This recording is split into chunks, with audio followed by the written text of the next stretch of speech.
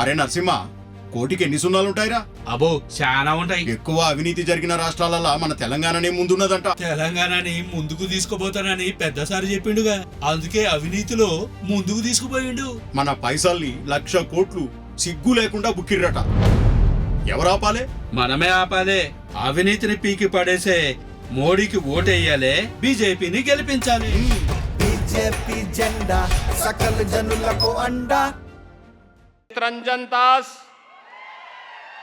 मक्तल से जालंधर रेड्डी, नारायणपेट से रतंग पांड रेड्डी और भारी संख्या में उपस्थित पालामुरू डिस्ट्रिक्ट के मेरे सभी उपस्थित भाइयों और बहनों,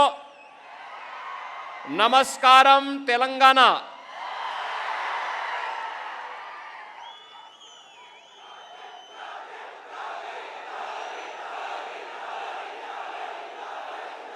भाइयों बहनों,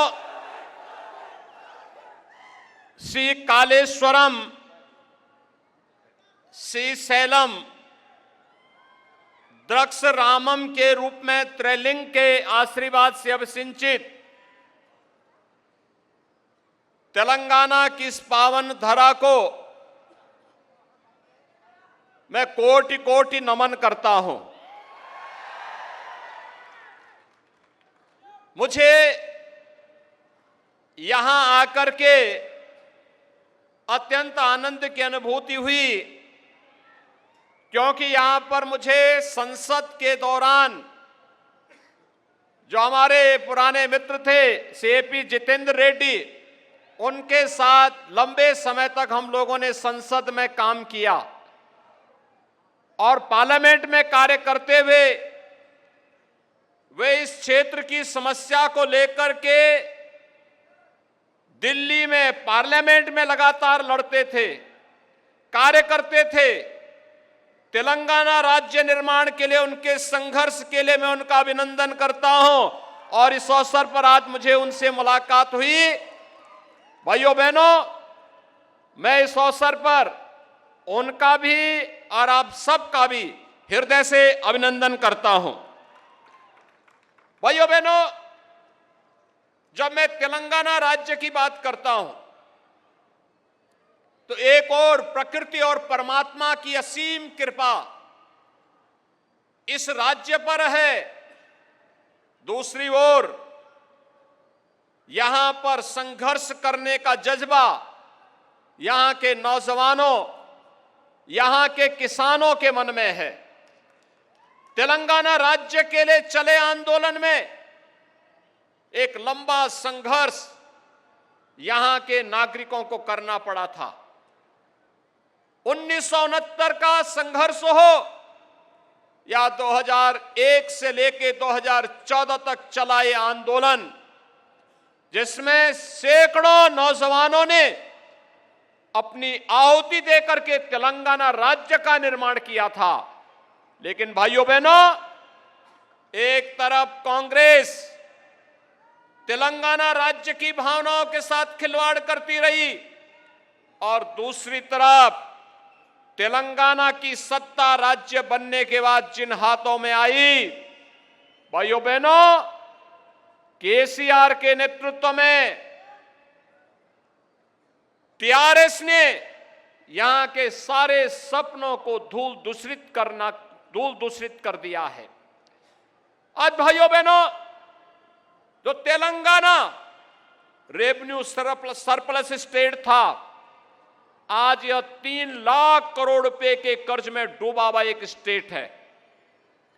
जिस तेलंगाना में विकास की नई नई संभावनाएं आगे बढ़ती, वह तेलंगाना आज माफिया राज की चपेट में आ गया है।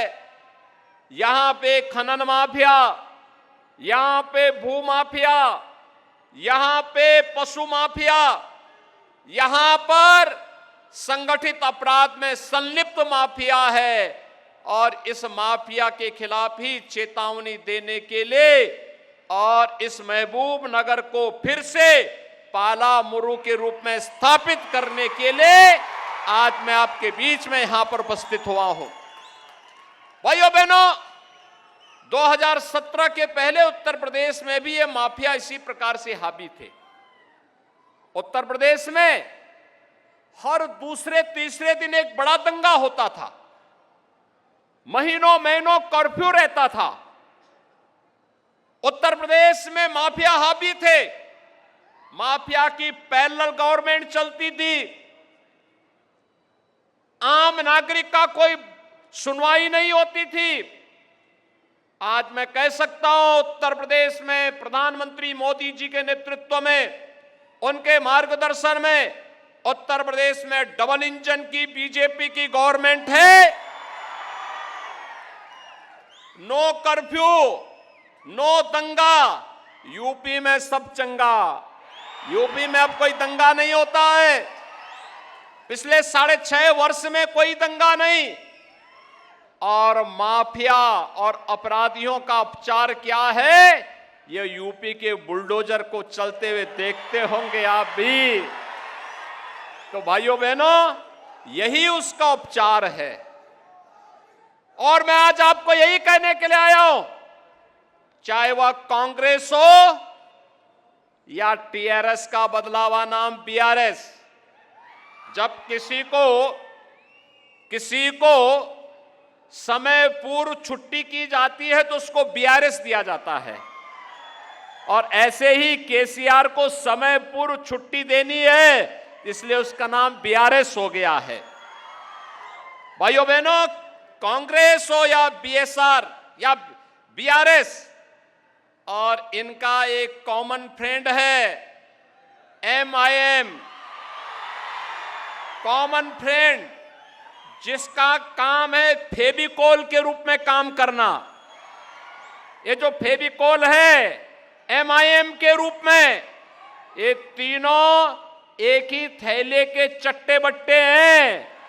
तेलंगाना की अस्मिता के साथ खिलवाड़ करने वाले, आपकी अस्मिता के साथ खिलवाड़ करने वाले, आपकी पहचान को समाप्त करने वाले ये लोग हैं, और ये माफिया को पनपाने वाले लोग हैं। भाइयों बहनों, इन तीनों में से किसी को भी वोट जाएगा, ये तीनों ही सबल होंगे, मजबूत होंगे। इसलिए मैं आया हूं आपके पास अपील करने के लिए। आज आपने देखा होगा वैश्विक स्तर पर प्रधानमंत्री मोदी जी के नेतृत्व में भारत का सम्मान बढ़ा है, भारत की सीमाएं सुरक्षित हुई हैं। ये नया भारत है। आज 26 नवंबर है। 26 नवंबर की तिथि बाबा साहब डॉक्टर भीमराव अंबेडकर ने आज ही के दिन पर भारत का संविधान बना करके तैयार किया था। और भाइयों बहनों, संविधान दिवस के रूप में तो है ही, लेकिन याद करिए, कांग्रेस की केंद्र में सरकार थी, और कांग्रेस नेतृत्व की सरकार के समय आतंकवादियों ने आज ही के दिन पर देश पर सबसे बड़ा हमला मुंबई में किया था। ये कांग्रेस के समय में आतंकी हमले होते थे, आतंकी घुसपैठ होती थी। आज आतंकी हमला या घुसपैठ नहीं हो सकता, क्योंकि सभी को मालूम है, आतंकवादियों को भी और उनके आंकों को भी मालूम है, ये नया भारत है, नरेंद्र मोदी के नेतृत्व में चलने वाला भारत। यह छेड़ता नहीं है, लेकिन अगर कोई छेड़ता है तो उसको छोड़ता भी नहीं है। एयर स्ट्राइक हो या सर्जिकल स्ट्राइक के माध्यम से जवाब देना जानता है। और भाइयों बहनों, सुरक्षाएं, हमारी सीमाओं की सुरक्षा हुई है, इंफ्रास्ट्रक्चर के नए नए कार्य हुए हैं, highway, railway, Vande Bharat train, और भाइयों बहनों, एयरपोर्ट, हवाई चप्पल पहनने वाला भी अब हवाई जहाज की यात्रा कर सकता है। ये प्रधानमंत्री मोदी जी ने जो कहा सो करके दिखाया। AIIMS, IIT, IIM, 1 district 1 medical college, हर घर नल की योजना, अनेक वेलफेयर की स्कीम, अभी यहां पे श्री के लक्ष्मण जी बता रहे थे, उत्तर प्रदेश ने 6 वर्ष में, भाइयों बहनों, 6 वर्ष में 55 लाख गरीबों के लिए एक प्रधानमंत्री आवास बन गया।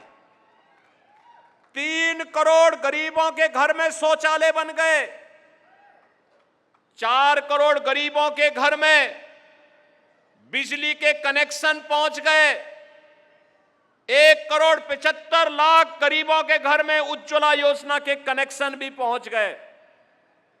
15 करोड़ गरीबों को फ्री में राशन की सुविधा का लाभ उत्तर प्रदेश में प्राप्त हो रहा है।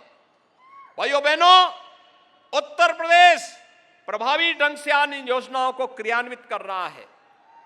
आपने देखा होगा, सर्वाधिक पेपर लीक, युवाओं को नौकरी और रोजगार तेलंगाना सरकार नहीं दे पा रही है क्योंकि पेपर लीक हो रहे हैं। उत्तर प्रदेश में हम 6 वर्ष में 6 लाख नौजवानों को सरकारी नौकरी दे चुके हैं। लेकिन भाइयों बहनों, तेलंगाना की सरकार इन नौकरियों को देने में विफल है। यहां पे तो तेलंगाना राज्य के जो पब्लिक सर्विस कमीशन है, इसके सारे पेपर लीक हो जा रहे हैं। पेपर लीक होने के कारण युवा के भविष्य के साथ खिलवाड़ हो रहा है। सरकार मौन बनी हुई है और इसीलिए आज मैं आपके पास आया हूं कहने के लिए, भाइयों बहनों, मोदी जी ने गत वर्ष कहा था 10 लाख नौजवानों को नौकरी देंगे। 6 लाख नौजवानों को नौकरी दी जा चुकी है। 4 लाख लोगों को बहुत शीघ्र नौकरी मिलने वाली है। सभी लोगों को बिना भेदभाव के मोदी जी के नेतृत्व में, कांग्रेस के समय में नारा दिया जाता था कि भारत के संसाधनों पर पहला अधिकार मुसलमानों का है। भाइयों बहनों, कांग्रेस देश को विभाजन की ओर ले जाना चाहती थी, लेकिन देश की जनता ने कांग्रेस के इन मंसूबों पर पानी फेरा। मोदी जी आए और मोदी जी ने कहा, नहीं, देश के संसाधनों पर पहला अधिकार गरीब का है, किसान का है, नौजवान का है, महिलाओं का है। और परिणाम क्या रहा? मोदी जी ने नारा दिया, सबका साथ, सबका विकास। सबका साथ और सबके विकास के इस नारे ने आज देश में हर गरीब तक शासन की योजनाओं को पहुंचाने का काम किया है। भाइयों बहनों, मैं आपके पास इसीलिए आया हूं, ये नया भारत है, वैश्विक स्तर पर सम्मान है तो सीमाएं सुरक्षित हैं। देश के अंदर आतंकवाद की समस्या, नक्सलवाद की समस्या का समाधान भी है तो इंफ्रास्ट्रक्चर के बड़े बड़े कार्य भी हो रहे हैं। वेलफेयर की स्कीम भी बिना भेदभाव के हर तबके के नागरिकों को प्राप्त हो रही हैं। तो भाइयों बहनों, आपकी आस्था का भी सम्मान है। आप मुझे एक बात बताइए, अगर कांग्रेस होती तो क्या अयोध्या में प्रभु राम का भव्य मंदिर का निर्माण हो पाया होता? कांग्रेस कर पाती? और अब तो 22 जनवरी को 22 जनवरी 2024 अयोध्या में रामलला के भव्य मंदिर में प्रधानमंत्री मोदी जी के कर कमलों से रामलला विराजमान होने जा रहे हैं। आप मुझे बताओ, पालामुरु से कितने राम भक्त अयोध्या आने के इच्छुक हैं? अयोध्या कितने लोग आना चाहते हैं? आप सभी अयोध्या आने के इच्छुक हैं ना? और मैं इसीलिए आपसे अनुरोध करूंगा कि भाइयों बहनों, आप सब सीएपी मिथुन रेड्डी को पालामुरु विधानसभा कॉन्स्टिट्यूंसी से इलेक्शन जिता करके भेजिए। आपका आशीर्वाद उनको प्राप्त हो और मैं बदले में सीएपी जितेंद्र रेड्डी जी से और सीएपी मिथुन रेड्डी जी से कहूंगा कि इन सभी राम भक्तों को लेकर के अयोध्या 22 जनवरी के बाद पधारे। अयोध्या में प्रभु राम की नगरी में आपका अभिनंदन करते हुए मुझे प्रसन्नता की अनुभूति होगी। आप अयोध्या के बाद आइए अयोध्या में भगवान राम का आशीर्वाद आपको प्राप्त होगा, इसकी व्यवस्था हम लोग अयोध्या में करने की तैयारी करेंगे। स्पेशल ट्रेन चलाने की व्यवस्था करेंगे, जिससे यहां से आप भी अयोध्या की यात्रा पे आ सकेंगे। और इस दिन से मेरी आपसे अपील है, सीएपी मिथुन रेड्डी, सी प्रशांत रेड्डी, सी बंटू रमेश, सी अंदे बपन्ना, सी चितरंजन दास, सी जलंधर रेड्डी, सी रतन पांड रेड्डी, ये जितने भी भारतीय जनता पार्टी के इस पार्लियामेंट्री कॉन्स्टिट्यूंसी में, अलग अलग असेंबली कॉन्स्टिट्यूंसी में कैंडिडेट्स हैं, इन सबको कमल चुनाव चिन्ह पर भारी बहुमत से विजयी बनाने की अपील आप सबसे करते हुए मैं वाणी को देता हूं विराम। आप सब मेरे साथ बोलेंगे, जय जय श्री राम, जय जय श्री राम, जय जय श्री राम। మరిన్ని వీడియోస్ కోసం ఛానల్ ని సబ్స్క్రైబ్ చేయండి, లేటెస్ట్ అప్డేట్స్ కోసం వాట్సాప్ ఛానల్ ని ఫాలో చేయండి అండ్ లింక్ డిస్క్రిప్షన్ లో ఉంది.